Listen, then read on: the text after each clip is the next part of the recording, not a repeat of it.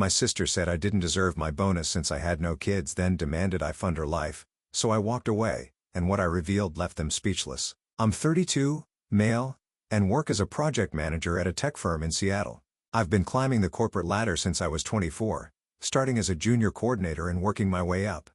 I'm the type of guy who rescues failing implementations, turns chaos into order, and generally makes things happen when nobody else can. It's stressful but pays well, and I've always been good at handling pressure. I've been on my own since my divorce about 4 years ago, after my ex-wife, Jennifer, cheated with her work friend while I was busting my ass to pay for her fertility treatments. Yeah, that hurt.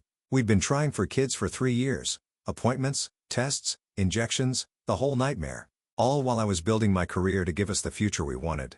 Then I found the texts. It was a Tuesday night, I remember because I'd stayed late at work finishing a project plan, came home exhausted, and picked up Jennifer's phone by mistake when mine died. The lock screen lit up with a message preview from Mike from marketing that said, "Can't wait to feel you again tomorrow, game over." The divorce wrecked me financially and emotionally. I lost the house we'd bought together in a nice neighborhood, and had to move into a downtown condo half the size. I spent nearly $30,000 on lawyers because she fought for assets she never contributed to, all while dealing with the fact that the future I'd planned, kids, family, home, the whole deal, was gone. The thing is, I haven't really talked to my biological family in about 2 years, not after how they treated me during the divorce. Zero support. My sister Melissa kept saying things like, "Well, maybe if you weren't working so much, or there must have been signs you missed." Real helpful when your life's falling apart. I wasn't completely cut off. Melissa still called me regularly, not to check on me, but whenever her kids needed something she and her alcoholic husband, who I'll call Todd, couldn't afford. See? Todd's a deadbeat who spends half their income on his hobbies while pretending to work late. Melissa knows I know, but we never talk about it directly. Dave, Emma needs new soccer cleats. The school requires them by next week. Dave, Aiden's class is going on this field trip, and I'm short $200. Dave, the kid's dentist isn't covered by our insurance anymore. Can you help? Each time, I'd transfer the money, no questions asked. Because despite everything, those were my nieces and nephew, and they shouldn't suffer because their dad's a loser and their mom can't budget for anything. Just last month, she called at 11 p.m. on a work night. "Dave, you awake?" She had that fake, worried voice she uses when she wants money. "I am now," I said, sitting up in bed. "What's wrong?" "It's Lily's birthday next weekend, and we promised her that big Lego set, but Todd's commission check didn't come through." "How much?" I cut in, already reaching for my laptop. "It's $180 plus tax, but Dave, I'll pay you back when." "It's fine," I said. "Consider it her present from me." I transferred the money while still on the phone. "You're a lifesaver, seriously," she said. Then, as always, "We should get together soon." The kids miss their uncle, but that soon never came unless she needed something else. Anyway, my Aunt Patty's been trying to get me back in the family loop for months. "They miss you, Dave. Family is everything. All that stuff." She's the only decent one, honestly. After dodging about 6 family gatherings, I finally caved and agreed to come to Thanksgiving at my parents' place in Portland. Big mistake. I drove the 3 hours down, already dreading every minute of it. I brought a fancy gift set for my dad and some flowers for my mom, like I was some lost kid trying to earn a spot back at the table with a few peace offerings. It felt ridiculous, but I did it anyway. The house was packed. My parents, sister and her husband Todd with their 3 kids, my brother and his wife, Aunt Patty, Uncle Jim, and a few cousins. The works. Everyone was being fake nice, asking surface-level questions about my job, while eyeing me like I'm some kind of alien because I'm the only single adult there. Todd was already checked out when I arrived, glued to football on TV and ignoring his kids. Melissa shot me a look that said, "Don't mention it," when he barely acknowledged my arrival. Some things never change. Dinner was going fine until my mom asked about work. I mentioned how my team had crushed this massive software implementation project for a Fortune 500 client, the kind of project that makes careers. We'd rescued it after another team botched the initial setup, worked insane hours for 3 months straight, and pulled off what the client VP called a damn miracle. His words, not mine. The client was so happy they approved a performance bonus for everyone on the team. I explained how much when my dad asked, suddenly interested. He'd always been fixated on my earnings, like they were a scoreboard of my worth. "About $18,000 after taxes," I said, not trying to brag, just answering the question. That's when my sister Melissa's eyes lit up like a slot machine that just hit the jackpot. "Must be nice," she said, cutting her turkey with more force than necessary, having all that extra cash with zero responsibilities. I laughed it off. I wouldn't say zero responsibilities. The project was brutal. Oh please, she interrupted. You don't even have real bills. No kids, no real house payment on that bachelor pad condo. Meanwhile, Aiden needs braces, and Emma's dance classes are killing us, and Lily needs a new laptop for school. The table got quiet. I could feel everyone watching, like it was some tennis match and the ball was in my court. What exactly are you saying, Mel? I asked, keeping my voice level while taking a long sip of water. She put down her fork. I'm saying you don't need that money. It's just sitting in your account collecting dust while we're struggling with actual family expenses. We have real needs, Dave. Then she doubled down, crossing her arms and leaning forward. You know, you should just set up an automatic thing for the kids' expenses. I'm tired of having to call and ask every time. You should just pay and help without me even asking. That's what family does. I looked around the table, waiting for someone, anyone, to tell her how inappropriate she was being. Instead, my mom nodded like Melissa was speaking pure wisdom. Honey, your sister does have 3 children. College funds aren't going to save themselves. My dad jumped in. Dave, you're single. You don't understand what it's like having kids depending on you. Your money's just sitting there. Family helps family. I sat there, stunned, fork frozen halfway to my mouth. These people had no idea. No idea that I'd been quietly paying their homeowner's insurance for the last 5 years, after Dad got laid off, and never found equivalent work. No idea I'd covered Melissa's car payment twice last year when she called crying about overdraft fees. No idea I was still dealing with debt from the fertility treatments my ex and I went through before she decided to sleep with someone else. They'd never once asked how I was doing after finding my wife in bed with another man. Never acknowledged that I lost the future I'd worked for. Just kept treating me like some kind of failed human because I didn't have kids. I'd always been the responsible one. The one who got good grades, never got in trouble. Started working at 16 while Melissa partied through college on my parents' dime, dropped out, got pregnant, and suddenly became the golden child because she produced grandkids. You know what? I said quietly, pushing my plate away. I think I'm done with dinner. My mom asked, eyebrows raised in concern that looked completely fake. With all of this, everyone was staring at me now. My sister had this smug look, like she'd won something. My brother Mike was suddenly very interested in his mashed potatoes, avoiding eye contact. Classic Mike, never takes a side until he knows which way the wind is blowing. What's that supposed to mean? My dad asked, his voice taking on that authoritative tone he used when we were kids and stepped out of line. I took a slow sip of water, buying time, deciding how much truth to drop on this table. Part of me wanted to just walk out, avoid the drama, but something inside me had snapped. Maybe it was all the late nights at work. Maybe it was seeing Todd sitting there useless while Melissa demanded my money. Whatever it was, I was done holding back. It means I'm tired of being treated like an ATM with legs, I said finally. Melissa, you want to know where my money goes? 1/3 of it goes to paying off the fertility treatments your nieces and nephews would have had if my marriage hadn't imploded. Treatments nobody in this family even bothered to ask about. The room got real quiet. You could hear the football game from the living room TV. Another chunk goes to Mom and Dad's homeowner's insurance. Been paying that for 5 years now. Oh, you didn't know, I said, looking at their shocked faces. Yeah, Dad called me crying after he lost his job at 57. Said they might lose the house if they couldn't cover the insurance. I've been auto-paying it ever since. My mom's face went white. My dad started to say something, but I wasn't done, not by a long shot. And Melissa, remember last March when your account was overdrawn and you called me panicking about the car being repossessed? That was $4,200. December before that was $30,700 for Todd's emergency dental work because you guys let your insurance lapse. I looked directly at Todd, who was suddenly very interested in the pattern on his dinner plate. Not to mention the $6,300 I've sent in the last 8 months alone for all the kids' emergencies, while your husband here blows half your household income on his hobbies. Todd's head snapped up. Melissa's face went pale.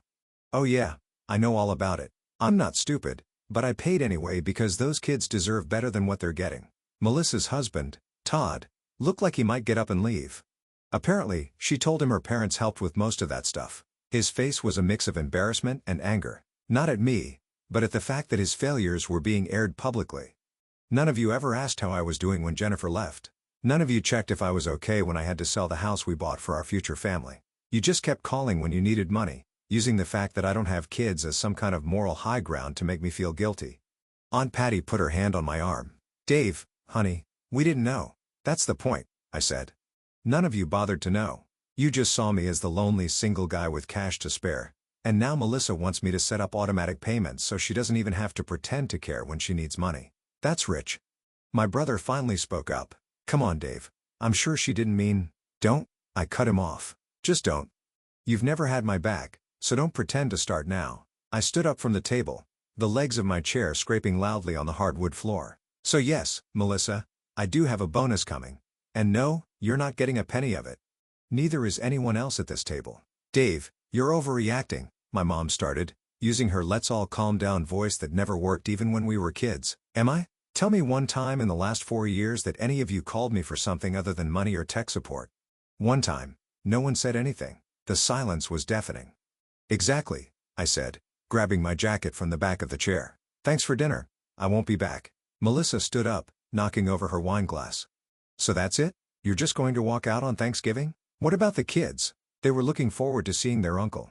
I looked at her 3 kids, who were sitting at the kids' table in the kitchen, oblivious to the adult drama. I'd brought them each gifts, video games for the older 2, a stuffed animal for the youngest.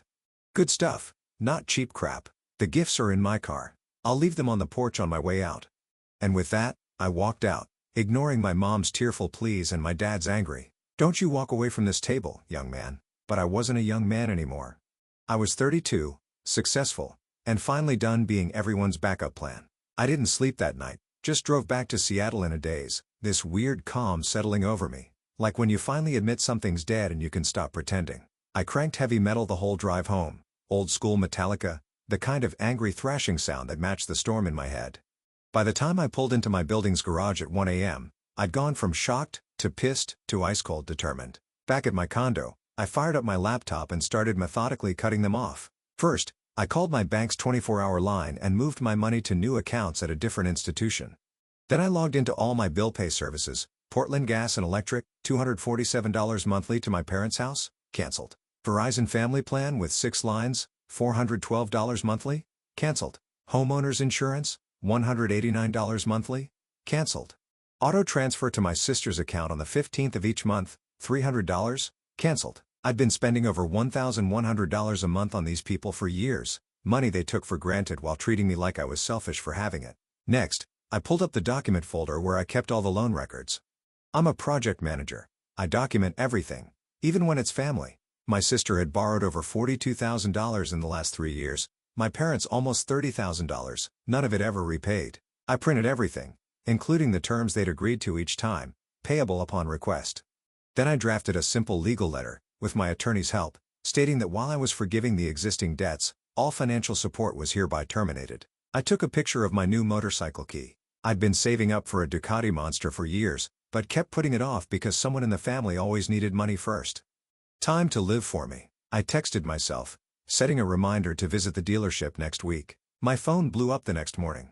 First, my mom, Dave, there's wrong with our internet and the bill pay. Then my dad, son, did you change the insurance payment? Then Melissa, what the hell, Dave? My phone's not working.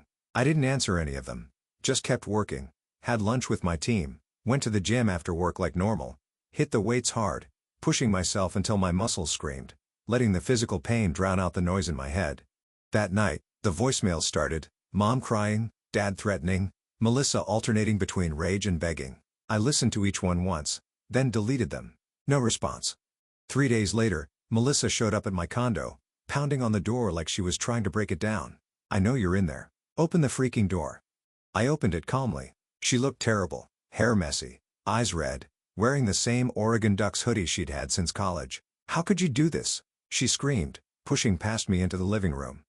Emma's school called because her lunch account is empty. The cable's shut off. Todd's car got repossessed this morning. I just watched her, feeling nothing. No guilt, no anger, just done.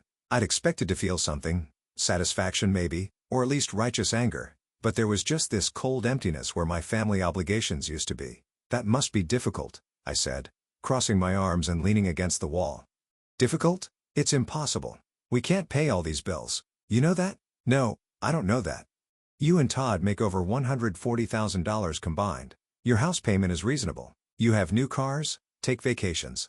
Your kids have every gadget on the market. You're not poor, Melissa. You're just terrible with money, and Todd's spending habits aren't helping.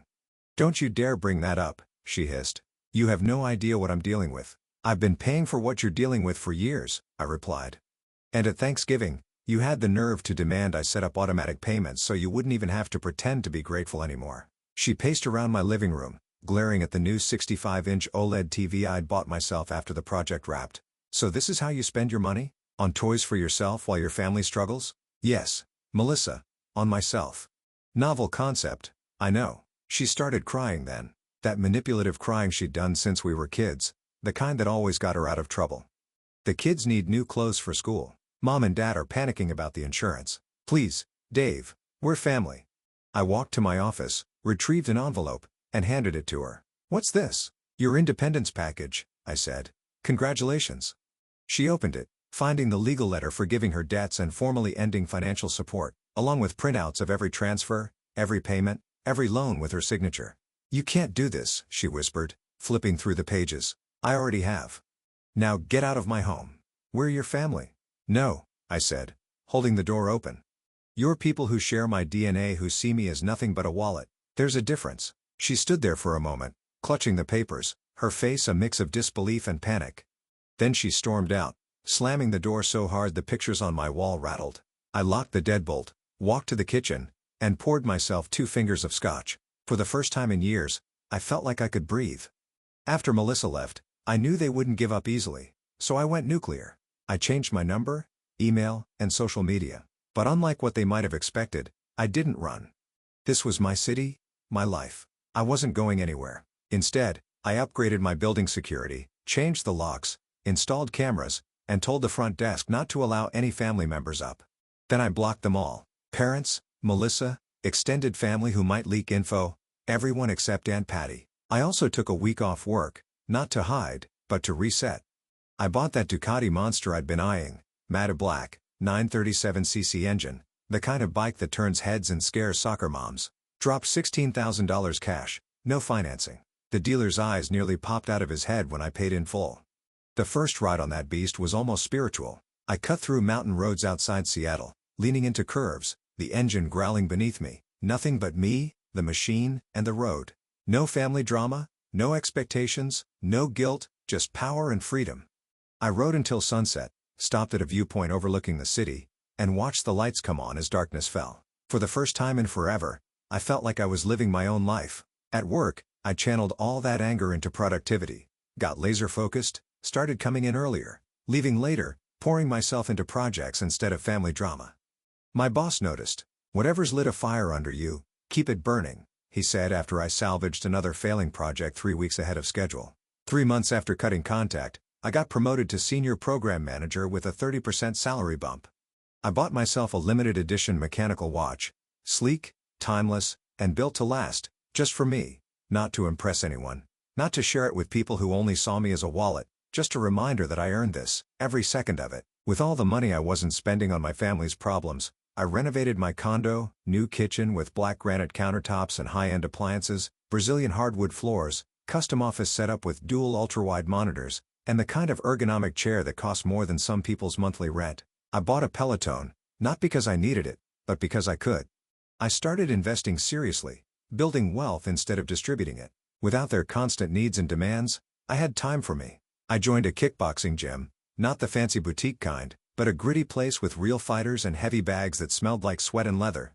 I started hiking on weekends, made actual friends, people who wanted my company, not my wallet. One Saturday morning, I ran into my neighbor, a cool guy named Ryan, who works as an architect. We got talking about my bike, and he mentioned he rode too.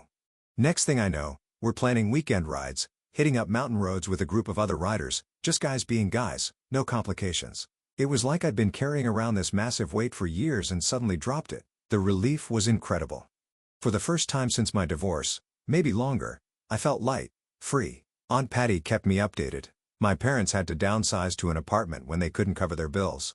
Melissa and Todd were fighting constantly about money. Their marriage was on the rocks. Todd's spending is worse, she told me during our monthly calls, and Melissa keeps asking where all the money went, like she can't understand why her backup plan disappeared. And what do you tell them, I asked, that you're doing exactly what you should be doing, taking care of yourself for once. I did sometimes wonder about the kids. They weren't responsible for their parents' mistakes, but I knew if I helped them even a little, Melissa would see it as an opening to suck me back in completely. The kids are okay, Aunt Patty assured me, seeming to read my thoughts. Melissa's had to get more creative with budgeting. They don't have all the fancy stuff anymore, but it's probably better for them in the long run. She was right. I couldn't save everyone, and sometimes the best lesson for kids is seeing their parents face consequences. 6 months into my newfound freedom, I met this Czech woman Elise, not her real name, but she wanted me to use it, laughing, at my kickboxing gym. She was fierce, independent, worked as a pediatric surgeon. The first thing I noticed besides her looks was the way she absolutely destroyed the heavy bag. Perfect form, unrelenting focus, zero care about the guys watching. After class, I saw her struggling with her gear bag while checking her phone. I offered to help. She looked me up and down and said, "I can manage my own bag, but you can buy me a protein shake if you want, direct, no games." I was hooked immediately. Dating in your 30s after divorce is different. You don't waste time, you know what matters. 3 months in, things were serious. I told her everything about my family situation one night while we were making dinner at my place. "They treated you like an endless resource," she said, chopping vegetables with surgical precision. "That's not love, that's exploitation." With Elise, I found what a real partnership felt like. We split checks, we each paid our own bills. When we decided to move in together after a year, we created a fair system for shared expenses. Basic adult stuff my family had never grasped. She had her own money, her own career, her own life.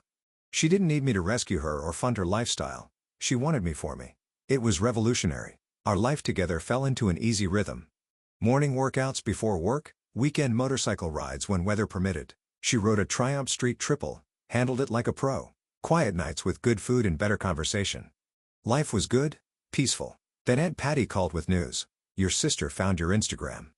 She saw the photos of your renovated condo and that new motorcycle. They know you're thriving." 2 days later, the email started hitting my work address, the only one they could still reach. First my mom, "We miss you so much. Son, please come home for Christmas." Then my dad, "The family's not the same without you."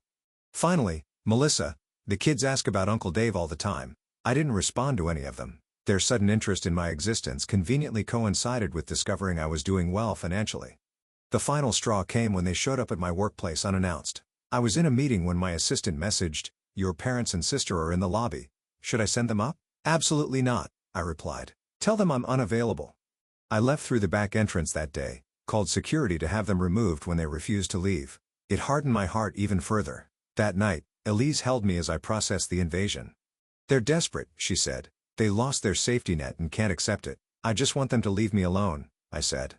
"Then we need to show them you're better without them, that their tactics won't work," she said. She was right. I wasn't hiding anymore. The next day I posted a picture on Instagram of Elise and me on our motorcycles, mountains in the background, with the hashtag, "Living my best life."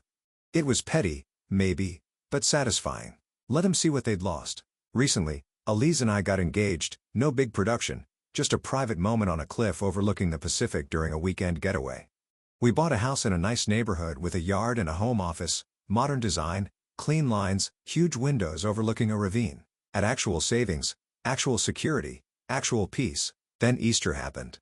Elise and I had planned a barbecue with friends. I'd spent the morning smoking brisket on my new Traeger grill, a little hobby I'd picked up now that I had time for such things. Our backyard was filled with people who actually cared about us, no strings attached. Ryan and his wife were there, along with some colleagues from work and friends from the kickboxing gym, the kind of solid people who celebrate your successes instead of trying to profit from them. I was at the grill when the doorbell rang. Elise went to answer it, then came back looking concerned. "It's your family," she said quietly. I handed the tongs to Ryan and walked through the house. There they were, my parents and Melissa, standing on my porch. My dad looked older, grayer. My mom was crying. Melissa had that familiar look of entitlement mixed with desperation. "Surprise," my mom said weakly. I stared at them, feeling nothing but irritation at the invasion. "How did you find my address?" I asked. "Your aunt," my dad said. "We begged her, told her it was an emergency." I stepped onto the porch, closing the door behind me. Through the windows they could see my backyard full of laughing people, the grill smoking, the life I'd built without them. "You have 2 minutes," I said, checking my watch, a Tag Heuer I'd bought myself after landing a major client. My dad tried first. "Son, we've been doing a lot of thinking. We know we took you for granted. We want to make things right. We miss you." My mom added. "The family isn't whole without you." I noticed Todd wasn't with them. "Where's your husband?" I asked Melissa, already bracing for the usual excuse. She looked away. "We're separated. He's not around anymore." Finally, under different circumstances, I might have felt something, anything, but I was too far gone. The emotional bridge had burned, collapsed, and been bulldozed for a parking lot. Before I could respond, I heard a car door slam like a toddler throwing a tantrum. Todd, of course. He strolled up like he'd just won custody of the moral high ground, still wearing that faded sports jacket he thinks makes him look important. "Oh look," I said, deadpan. "It's Mr. Full-Time Hobbies part-time husband." He narrowed his eyes. "Cute.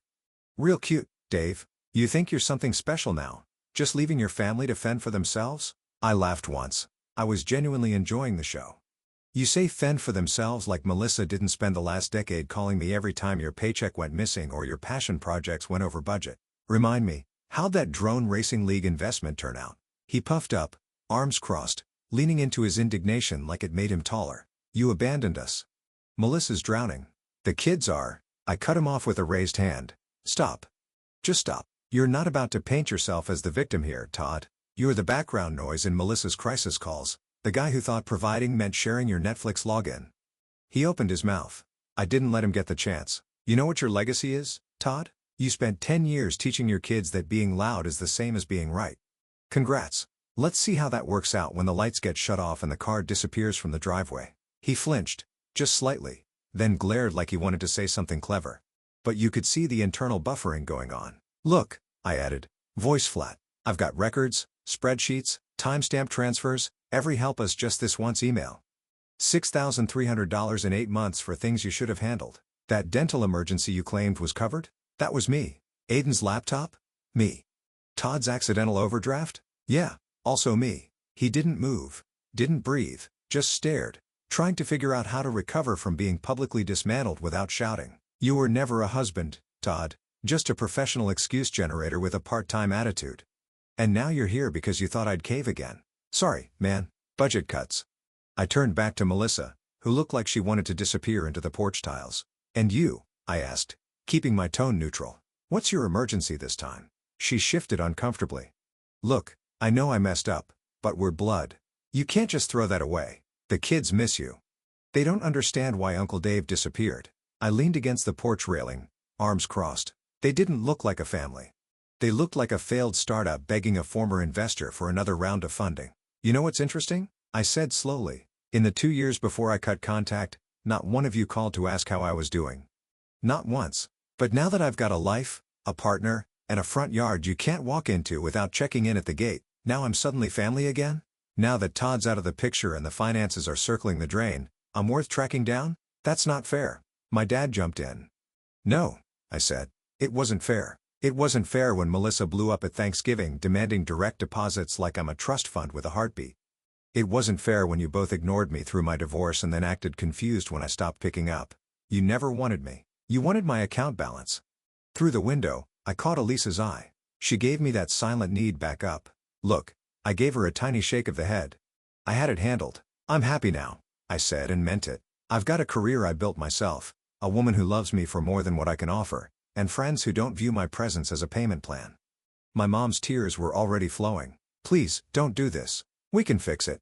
"I'm not doing anything," I replied. "I'm just done financing my own disrespect." Melissa finally snapped, voice sharp. "So that's it? You're going to leave us struggling while you sit in that fancy house, living like a king?" And there it was, the real reason for their visit. Not love, not reconciliation. Just one more pitch. I smiled, cold and steady. "You didn't want me when I offered love. You wanted what I could give. Now you get nothing." I turned toward the door, but my dad reached out and grabbed my arm, reflexive, desperate. "Dave, please, we're your family." I pulled my arm free. "No, Elise is my family. The people inside, my people. They show up when it matters. You're just people I used to know."